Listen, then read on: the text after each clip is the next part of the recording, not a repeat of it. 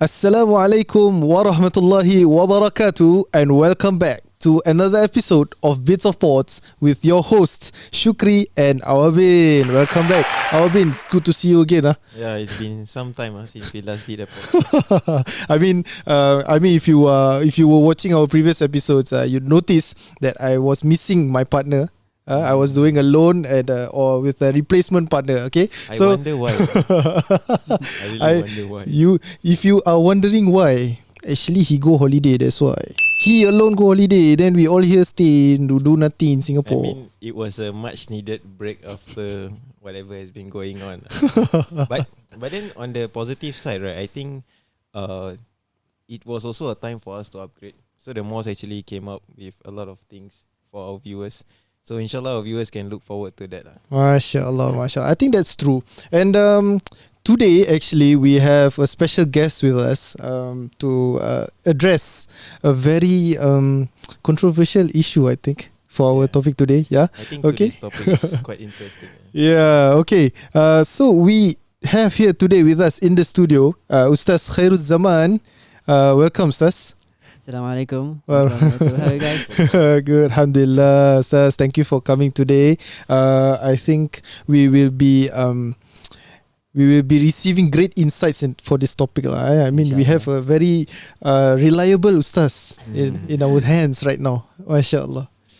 Okay, I think before I move on to the main topic, before I let our special guest here speak about it, I actually want to get your views first, Mine? Yeah, it's your views. Wow. Okay, I'm not sure if the viewers will appreciate that, but no, because actually the reason why we are discussing this topic today is because someone very close to me actually raised this question to me recently. So it got me thinking, and he had a point.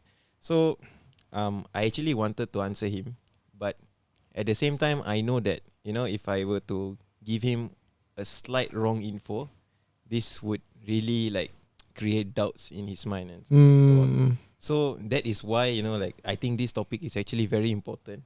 So okay, this is actually giving me a slight pressure. No, but I just want to get seeing how heavy this topic is, and you are looking for my views on this, is like I just not helping. A bit of your views, to see where you are coming from. Okay. So I'm sure in our lives, right, we have come across many instances where we think that we can reason out things. But then when we look at the religious perspective of it, it makes us, it does not allow us to carry out that action. Yeah. Or, go on with it. So what do you have to say about that? What do I have to say about that? I am feeling the slight pressure our guest might be feeling right now. Okay, so for me, okay, I think that because we are people of faith, we have faith. So since we have faith, we have to practice that faith. So for me, I will always put faith first, then come up with the reasoning. So whatever happens, or whatever is going to happen, or whatever happened before, I will always go back to faith first before I look at the reason. I see. So it's not to shake the faith not to shake my faith. There you have it, guys. You heard from Shukri his points of view. Okay, so let's move on to our main speaker. Yes, let's get a proper expert on this topic. Okay. I agree with you on that. Okay, so today's topic we are going to discuss about if reasoning is enough, why do I need the religion? Okay, so if I can make right and wrong decisions, why do I need the divine guidance? So let me put it in simpler words. Like, if I can reason, what is the religion for then? Okay. Bismillah, alhamdulillah, wassalatu wassalamu ala rasulillah wa ala alihi washabihi wa man wala, ma ba'd. Thank you so much for the both of you, mashallah. I am bewildered by your enthusiasm and such. And mashallah, Ustaz Shukri already gave a very beautiful answer. Okay, and I will build upon that as well. Cancel. So yeah, and it's a pleasure to be invited here to discuss this very relevant topic in today's age about reason and faith and how to reconcile between those ideas. So let's begin with the very important question lah. If we have reason, why do we need to, how do we understand faith? Or what is the role or function of faith in our lives if we have the capacity to think, to justify, to rationally make decisions? Okay, so before even that, maybe some might ask, is there such people who started off as a person who believes in something, okay, but ended up abandoning it completely? Why? Because they feel that reason is sufficient. Okay, and this is something that is real because, in fact, there is actually a rise of youngsters or people actually, in truth, who are leaving faith or abandoning religion because they feel that it's not reasonable, and the fact that reason itself is sufficient. Okay, and one of the reasons why they see this is because they feel that right now, humanity itself is progressing. Okay, and that as humans progress, okay, the more our reason, the more common sense is understood, and the more things we get right. Yeah. So whatever we do, whatever we think, whatever decisions that people make now is far better, okay, far rational as compared to the previous generation. And hence why they feel that we can reason more, we can understand things more rationally, and it's much easier than faith, because to them faith is just blind following lah. Okay. On a more higher level, they think that because of the rise of science development and technology and stuff, they feel that there is no need to believe in an abstract entity or something. There's no need to believe in a supernatural being that dictates our lives. Okay, so they feel that because we can already know how the universe works, we can already understand how to progress as a society, as a species. Again, that means that there is no room lah for divine intervention, or there is even no room for faith to begin with. Yeah, so stick with reason, stick with science, stick with what is in front of you, and life will progress. And that is exactly how a lot of people think these days. And that's why, they call it the disenchantment of faith, meaning faith is no longer a valuable thing. Yeah. So that's one reason why some people abandon faith and chose reason, because reason is the most easiest thing to comprehend as a human being. Yeah. So I mean, since we can see the rise in numbers of our younger generation nowadays, choosing that path of reason over religion, if I may say that, what is the common ground that we can actually come up with between reason and religion, as to pretty much bring out that actually reason and religion actually has similarities, even if they have their own differences, they actually have their own similarities. So what are the common grounds actually that we can so before we go to the answer, I want to have some quiz to the both of you. Oh, okay. This is something new. This is new. The guest has never quizzed us before. Okay. Yeah. So okay, just now I mentioned about some people who chose reason over faith. So actually, this question of reason and faith is not something new. It's something that's been, grappled with by humans in the past. Okay. So there's this. This is gonna be a bit technical a bit. So there's this philosophical dilemma. They call it the moral dilemma. Okay. The moral euthyphral dilemma. That's the term lah. They give it.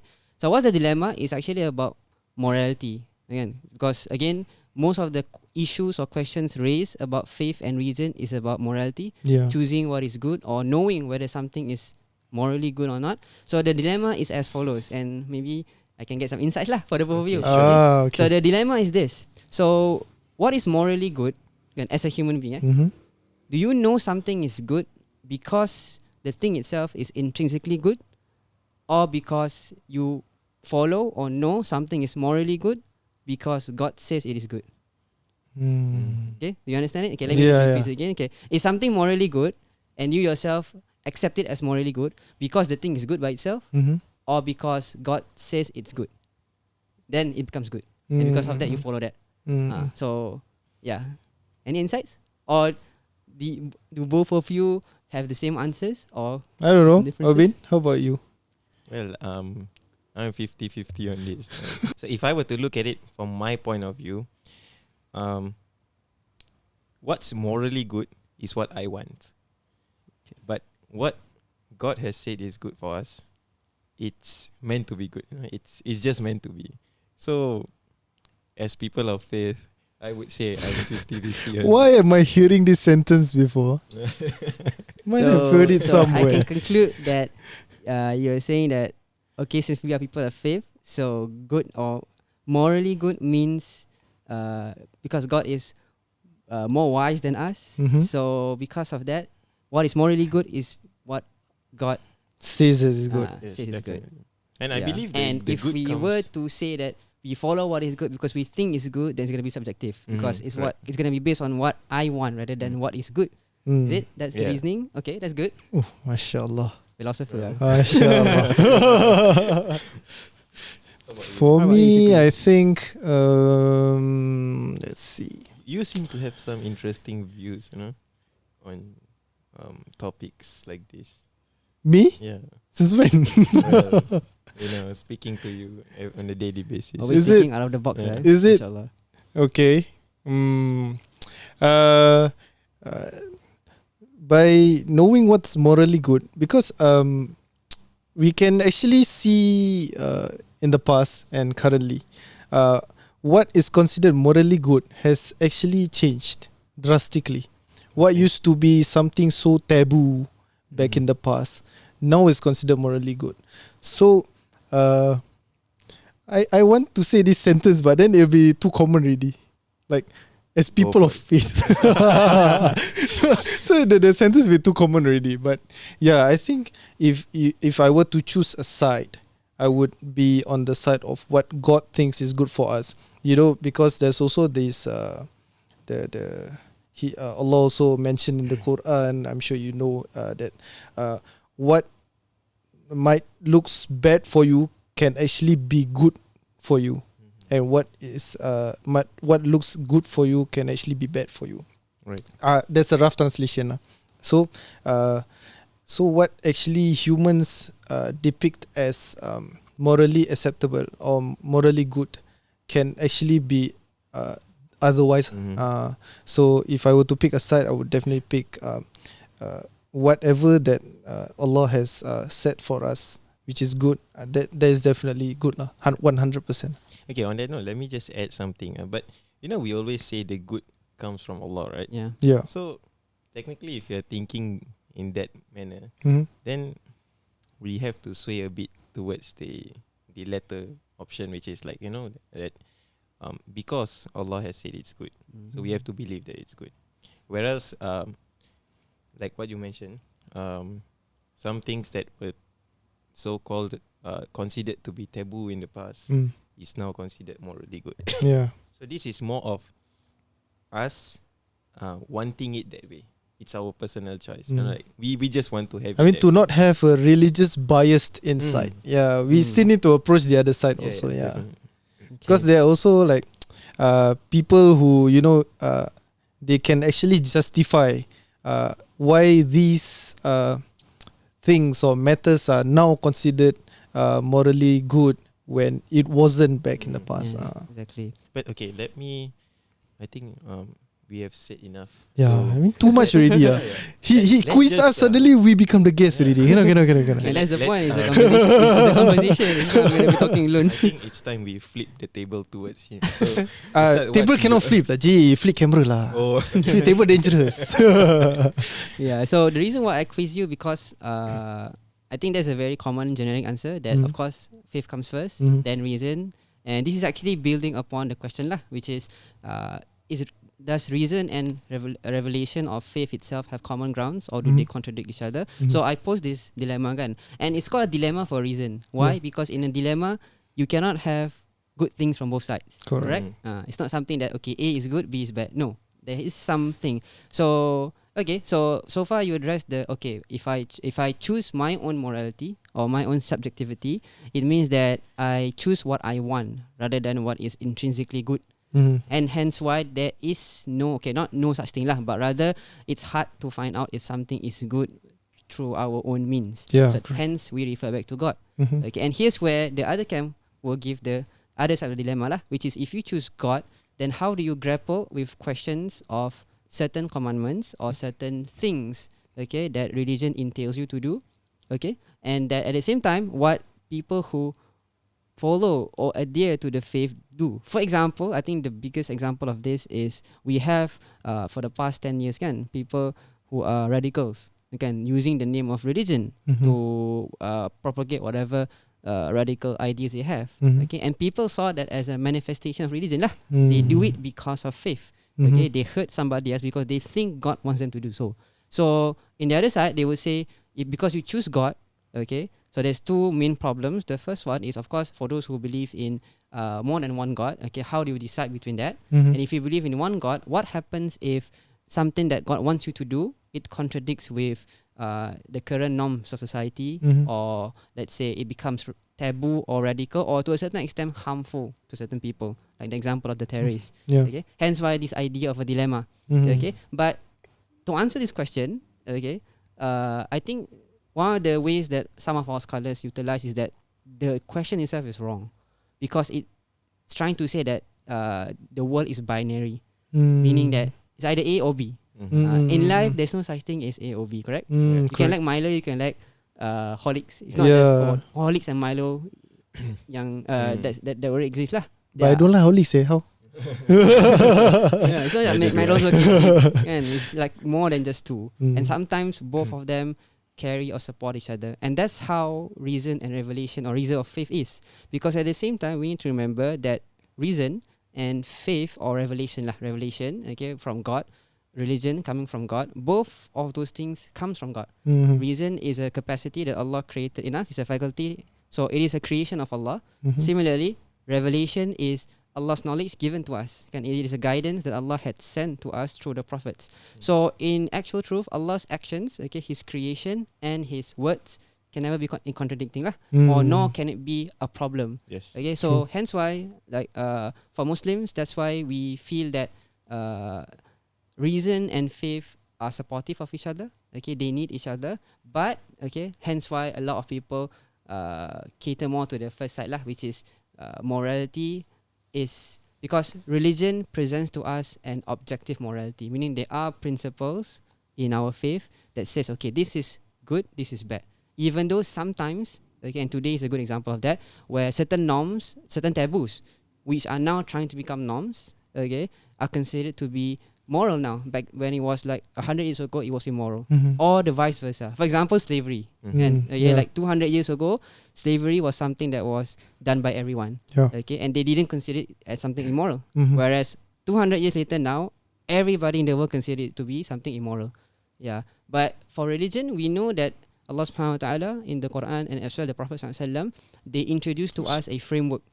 Okay, a framework where, you know, these are some principles, okay, that is objective, meaning from Nabi Adam until now, okay, this is good and this is bad. Family is good, okay. So for example, having a relationship outside of marriage is wrong, is immoral. Even though, let's say, in today's society, it's becoming mainstream, okay, everybody is normalizing it, yet we still hold on that family values hold true.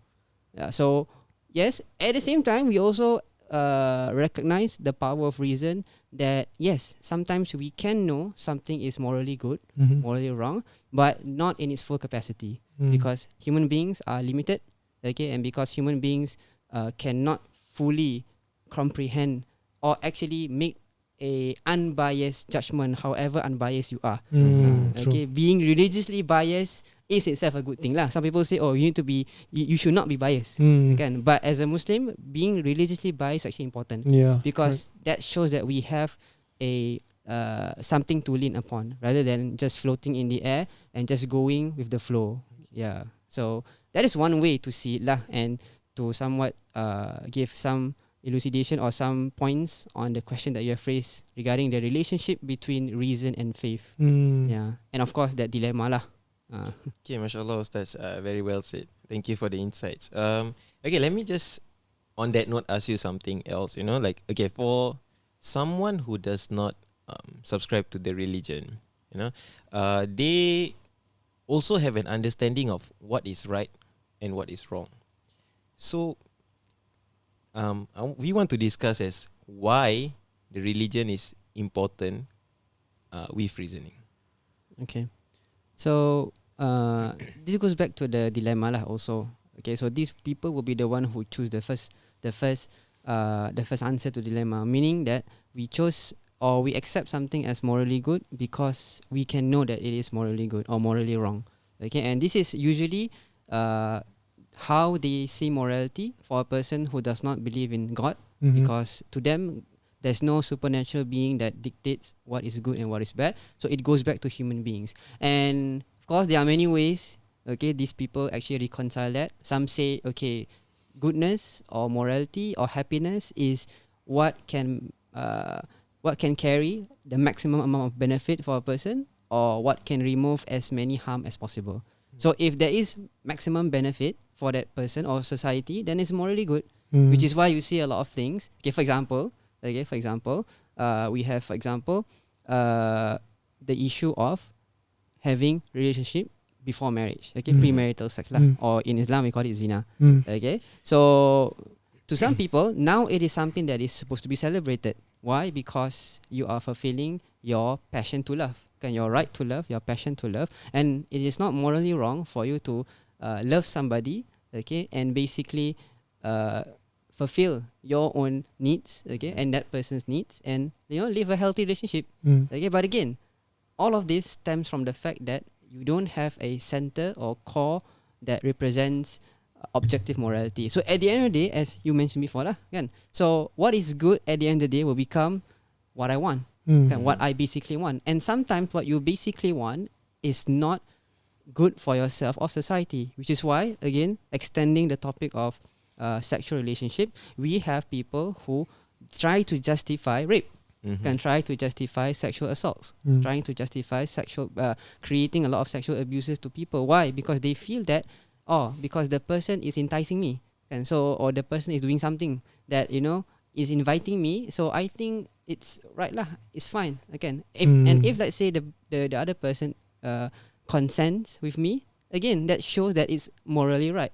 Okay, but there's a problem. Why? Because again, what we want sometimes is clouded by our own ego, by our own misunderstanding of what is beneficial rather than fulfilling your own desires. That's one thing. Okay, that's one area, one aspect of that. The other aspect of it is, here is where we see the importance of believing in God and believing in religion. Okay, it is where when a person starts to break down. Okay, so yes, you can say, I know what is good, I decide what is good. Okay, that is fine when you are in your comfort zone. But let's say you are put in a situation where you are stressed out. Again, you are facing a lot of life challenges. Okay, which is what's happening to a lot of people who don't believe in God. They are so stressed out, but because they don't have something to lean upon, okay, and everything that is tangible that they can see, family, friends, work, life, is going against them.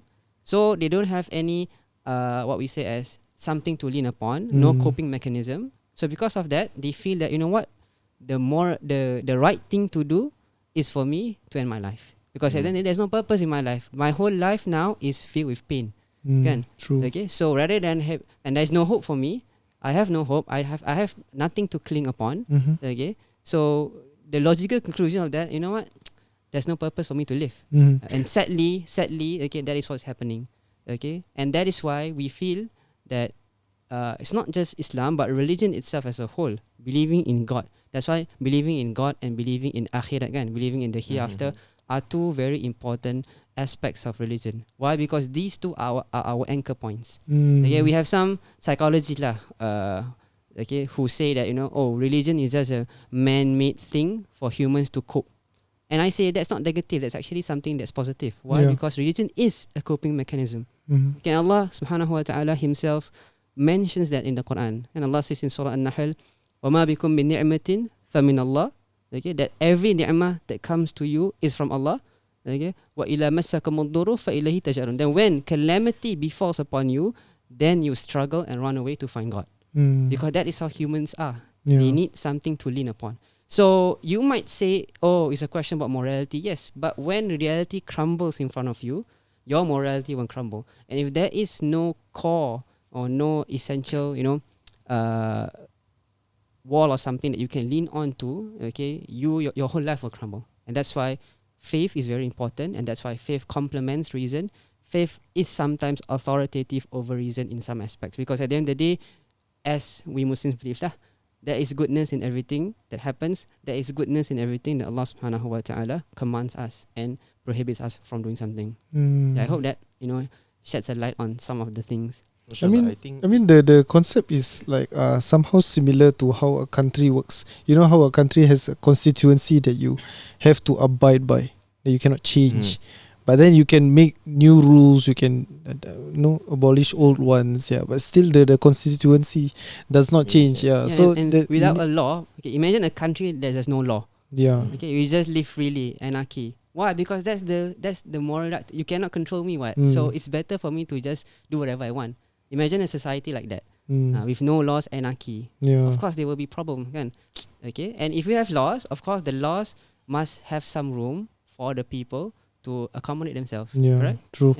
And without that law, the country is bound to crumble. So, and I mean, generally speaking, what some people might think is that, that is if it happens. So technically, what if it does not happen? But that is somewhat gambling already, right? So I think very well said by Ustaz. I think it sheds a light as to why religion is important, even when you have reasons in your life to justify something. Okay, so because we already see how religion actually complements reason, right? But what we have been doing since just now is actually we have been discussing the theory part. Right. We have yet to see the application part. How we can actually implement the relationship between religion and reason in our lives. So, Ustaz, if I may give you a situation, we go to the other end of the spectrum. People who are facing difficulties in life, and they justify the reason to maybe steal because of their current situation. But then that is the reasoning part. They think that they are allowed to steal, and they do not steal from just anybody. They steal from people with wealth. So they find that righteous. Steal from the rich and give to the poor.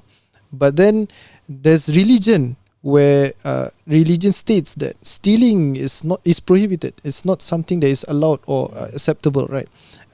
So if I may put it into a clearer picture, somebody we know since our childhood days, our Mr. Robin Hood. The famous thief who steals from the rich and gives to the poor.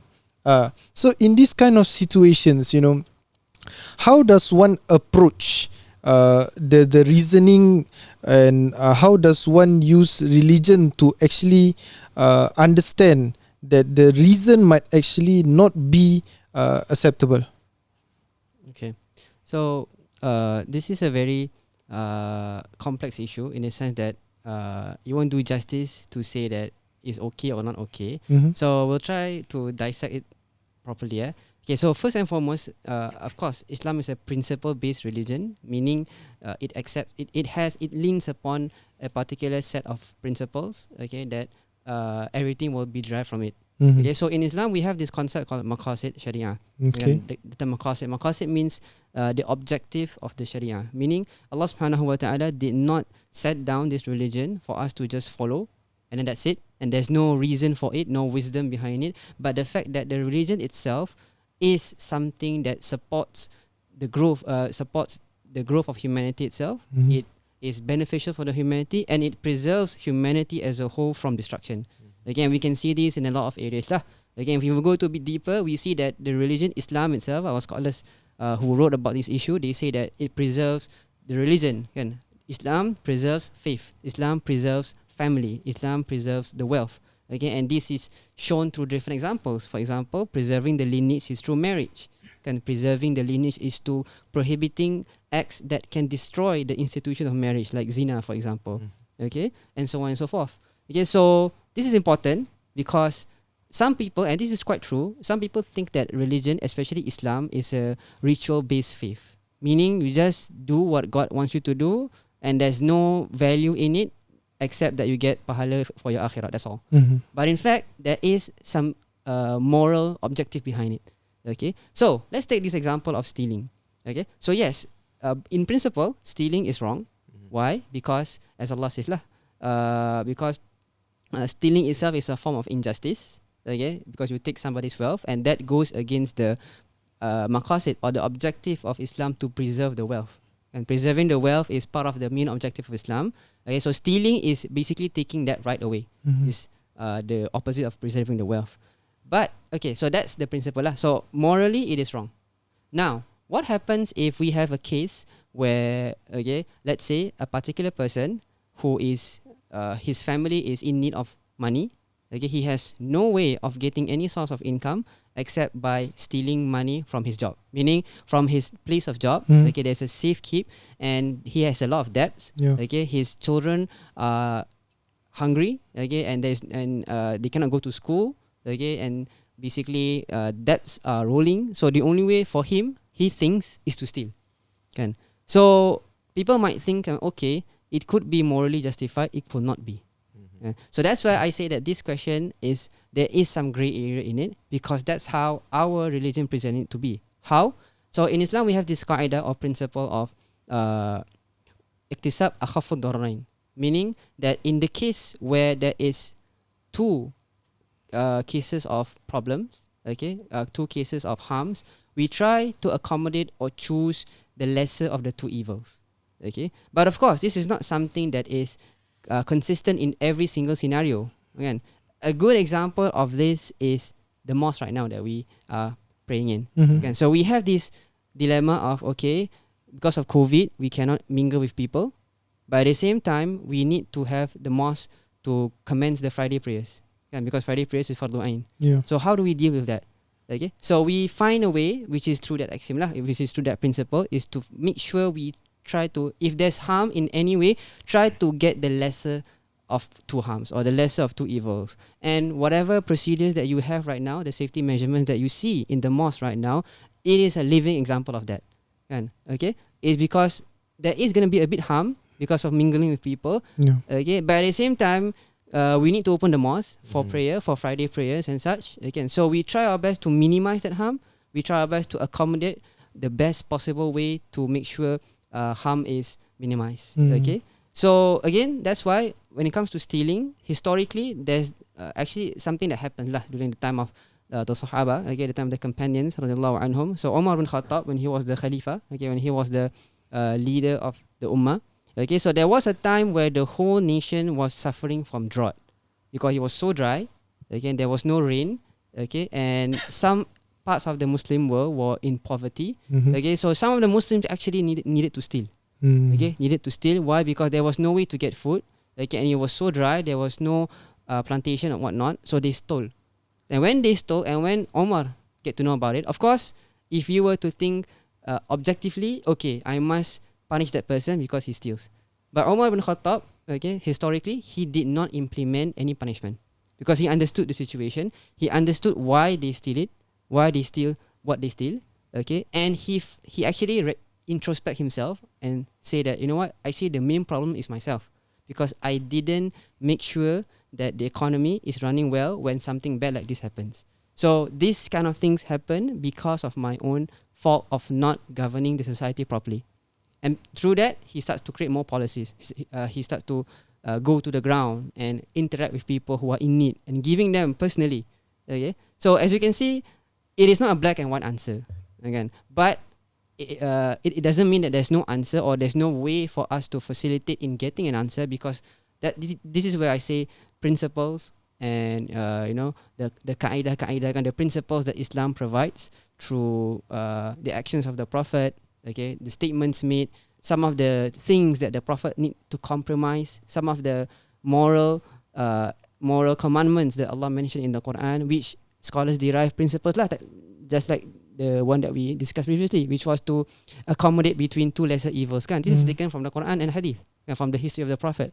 Okay, so we have some principles, okay, and these principles, okay, really shows to us that how reason and faith actually complements each other, okay, and that faith or religion is the backbone of how we see the world, and reason is the basically what we say as the MPs lah, the MPs who basically try their best to apply all of the laws of the country, as what Ustaz Shukri mentioned tadi. Okay?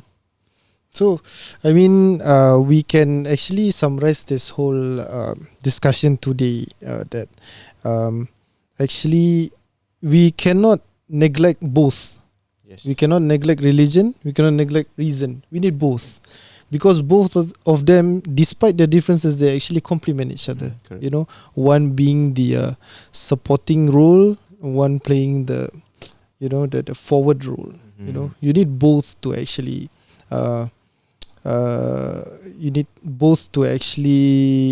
go through your daily lives lah.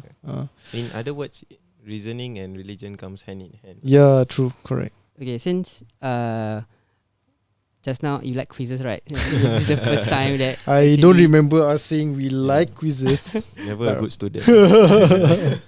So in order to make this much more interesting, let's have one last question, okay, that I would like to hear your thoughts lah about. Okay, So can. the first one was about, you know, deciding between who decides what is good, Mhm. right? And we conclude that we need both. Okay, so now let's say we accept both and that religion, reason and faith are complementary to each other. So let's say you are presented with a case that reason comes into conflict with faith. So who do you prioritize? Faith or reason, or both, or neither? And why? Okay, just now I went first, so this time I shall pass the mic. Hey, it does not work that way, brother. Okay, if reason and religion conflicts each other,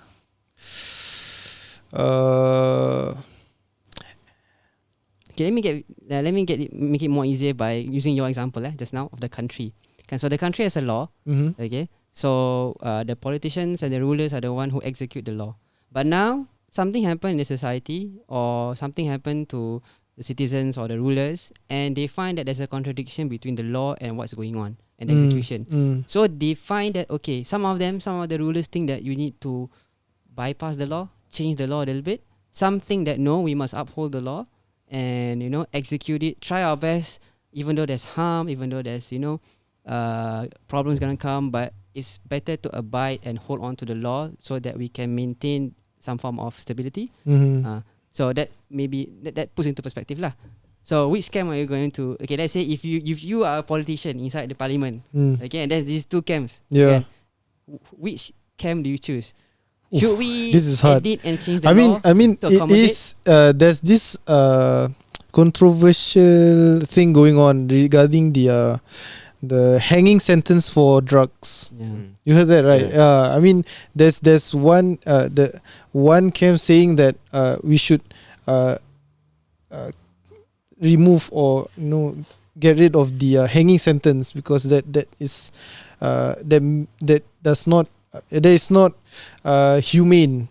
Okay, but then there's another camp saying that we need to enforce this hanging sentence to show the severity of the drug itself, right?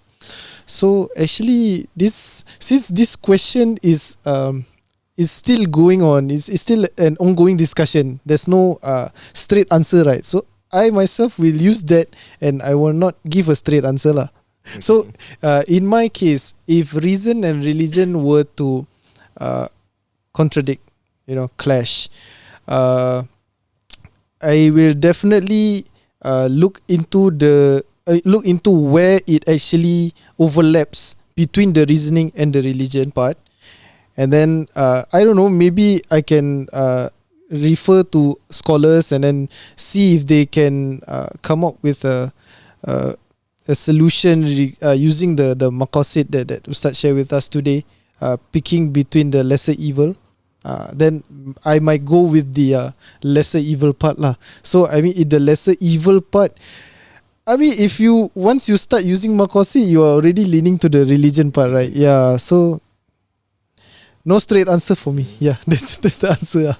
Okay lah. For me, I would say I would lean towards the religion because, like what Ustaz mentioned, even if you can justify your actions or whatever you're doing, it's only in this world. So, one thing that Ustaz mentioned just now was that it's important for us to believe in the hereafter as well. You know, it's a important part of being a Muslim. Yeah. So, on that note, I would say that if I'm thinking to that extent, then I would have to lean towards the religion because the rewards are far greater in the hereafter. Yeah. But also, like you said, that there is no straight answer to it. Because I understand, because now if I'm leaning towards the religion, what if it brings a problem to me or to the people around me, you know? So, but being put as a politician also plays a different kind of role already, because you being a politician in a non-Muslim majority country, you cannot be leaning towards the religion, so you have to pick the reasoning side. So the example just now is actually, it actually adds on to the the confusion. And just to add more fuel into it, more spicy. So if we were to lean to your answer, for example, that because if we resort to faith, the what we call as the rewards of the hereafter are far greater, correct? And that means essentially is any harm that comes from that, we don't care because we basically hope for the reward of the hereafter. Okay, now let's put that into reality, for example, and give a case study, and then we can address this issue. Okay. So, for example, the same idea, the same mentality. So when reason conflicts with faith, for example, you have a family who's very abusive. Like you have a very abusive family. His parents or his husband is quite abusive, and he uses religion to justify his actions of abuse. So when the person, the victim, he has a moral dilemma. Because why? Because the husband is saying, oh, this is what Islam teaches me to do. Okay, Islam gives me the right to beat you. Or Islam gives me the right to parents to control you and to abuse you. So now he has this dilemma. I need to obey my parent. That's a religious obligation. True. But at the same time, they are using that to inflict harm on me. So there's like a conflict. And reason says this is absolutely wrong. But somehow, religion says it's fine. Yeah. So, okay, of course, there are some people who hold on to some your perspective, which is, you know what, it's fine. Again, it's fine. Let's just, maybe this is a test for me. Okay, and they have their means to justify. Maybe it's true, maybe. Okay, so you know what, I just surrender to God and basically I'll claim my reward in the hereafter. Okay, that's a perspective, and there is precedence for that perspective. But of course, in cases like this, I think it doesn't solve the issue lah. Yeah, it doesn't correct. solve the problem, because it means that we are somewhat letting the abuse go on. Okay, true. and the fact that there is a stigma that religion can be used for harm, which goes back to the dilemma in the first part of the podcast that we talk about just now. Okay, so how? So our scholars say that when there is a conflict between reason and faith, okay, the actual conflict doesn't exist in reality. Why? Because the conflict is actually inside your head. Okay, of course, some might say, but again, that's subjective, kan? Okay, we say no, it's objective. Why? Because again, as we mentioned tadi lah, just now, that reason comes from God, religion comes from God. So they cannot contradict. What is contradicting, what appears to be contradicting to you is because of your lived experience and how you see it. Okay, so it might be that some of the reasoning is flawed, or it might be your understanding of religion is flawed, which is exactly the thing that happens in this abusive family, for example. Okay, so there may be certain hadith or Quranic passages that are general, okay, not put into context, okay, that are used or abused by these people to justify their position in order to exert the abuse. Okay, but in fact, they are not looking at the religion from a holistic view. Again, because there are other ahadith that prevents the same abuse that they are doing. Again, so they cherry pick, and again, this is manipulating religion. It's using religion for their own benefits. So, for example, as a victim, okay, to reconcile this idea, number one, you need to know that there's no contradiction in theory. Yeah. In practice, the religion itself preserves human beings from getting from harm. So you need to seek help. Again, in fact, the Prophet ﷺ mentioned a very profound hadith. He said in Bukhari Muslim, "Unsur akhaka zaliman aw mazluma." You need to save your brother who is the oppressor and the oppressed. So of course, the companions asked, "Ya Rasulullah, saving the oppressed is understood lah, but what about saving the oppressor?" So Rasulullah said, "Okay, you save the oppressor by preventing him from oppressing people." So there is precedence again that we need to seek help. We need to prevent abuse or injustice happening in society, in your family, in yourself. Okay, and that is part of the religion. Which is why again we go back to that thing. Why contradiction itself is not real? Because it's just our partial understanding of the religion. It's just our wrong methodology in practicing or applying faith itself. Which is why education is important. Asking is important, seeking help is important. As Ustaz Shukri mentioned, we need to refer back to the scholars, we need to refer back to professionals, and do not make your own conclusions just to justify your own agenda. And if you ask these people, are they doing this because of religion? Are they justifying their abuse because of faith, because the Prophet said it? I don't think so. I think they are doing this for their own agendas, but they are justifying it by using religion. Yeah. So at the end of the day, we say that reason and faith cannot contradict in reality. It's just our flawed understanding, and that there is leeway to reconcile between these two traditions. Okay, and some of it, as I've mentioned, is by looking at faith from a holistic view, and reason itself. Of course, we need to make sure that we need to remove all the flaws of reason that is contradicting to whatever religion teaches us. Yeah. MashaAllah. I think that's a really good way to actually summarize our whole podcast. So basically, because the topic actually shows you that contradiction. Why religion if there's reason, right? But then Ustaz managed to actually summarize the whole podcast into another sentence.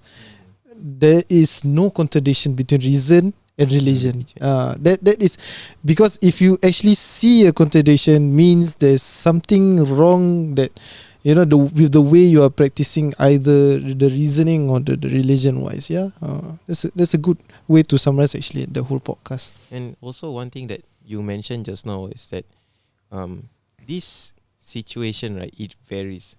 It can vary. So in that sense, like what Ustaz also mentioned, that it's important for us to keep gaining knowledge, seeking for help, like ask whoever, if you know there is someone more knowledgeable than you should ask that person, because it varies situation to situation. So I think the more we ask, the more we try to gain knowledge on it, will help us better understand the situation and then act upon it, rather than acting upon it, justifying my reasons, only to find out that that actually it's wrong. Yeah, true. I mean, but by then it's too late. you should plan first before you do, right? Because the intention does not make what you do becomes morally acceptable. At the end does not justify the means. Yeah. Basically, we can plan lah. We can play inside joke. Okay, inside joke. Okay, so Alhamdulillah, we had a fruitful discussion today, inshallah. Maybe our viewers would like to, just comment down below regarding the quizzes or the dilemmas that Ustaz actually quizzed us today with. Share with us your thoughts on these dilemmas, and what do you think, or your opinion regarding these dilemmas.